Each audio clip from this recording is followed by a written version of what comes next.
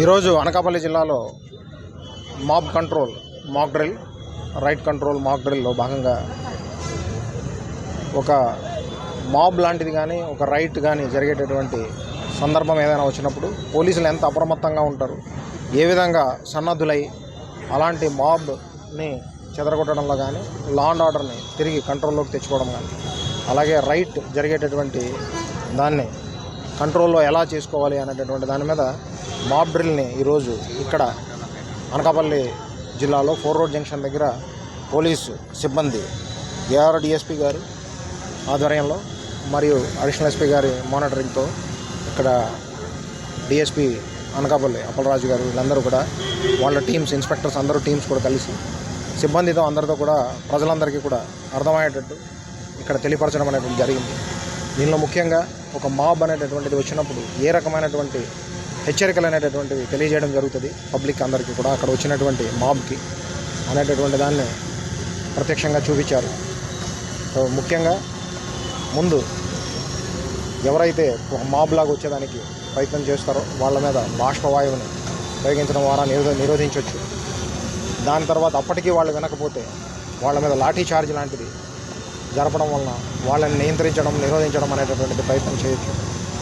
అప్పటికీ కాకపోతే water క్యానన్స్ని use చేసి వాళ్ళని కంప్లీట్గా డిస్పర్స్ చేసి దూరంగా వాళ్ళని చేసే విధంగా చేయొచ్చు.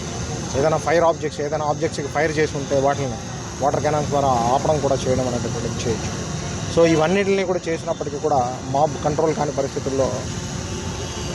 ఫైరింగ్ అనేటటువంటి దాన్ని చేసే పరిస్థితుల్లో ఎలా చేయొచ్చు అనేటటువంటి దాని మీద ఒక పద్ధతి ప్రకారం ఒక ఆర్డర్లో ప్రజలకందరికీ కూడా అర్థమయ్యేలాగా పోలీసుల అప్రమత్తతని తెలియపరిచే విధంగా, సో మాబ్ కంట్రోల్లో పోలీస్ వ్యవస్థ ఎట్లా ఇంటి చర్యలు తీసుకుంటుంది అనేటటువంటి దాని మీద ప్రజలకి అవగాహన కల్పించే విధంగా ఈ కార్యక్రమాన్ని చేయడం. దానిలో భాగంగానే ఈ సిబ్బంది అందరూ కూడా పూర్తిగా మమేకమై ఇక్కడ పోలీసు వారే దానికి ఒక మాబ్ లాగా కూడా తయారవడం, ప్రజలందరికీ ముందు అవగాహన కల్పిస్తూ మాబ్ కంట్రోల్ లాంటిది దీనిలో మాబ్ లాగా కానీ రాయట్ కానీ అట్లాంటి వాటికి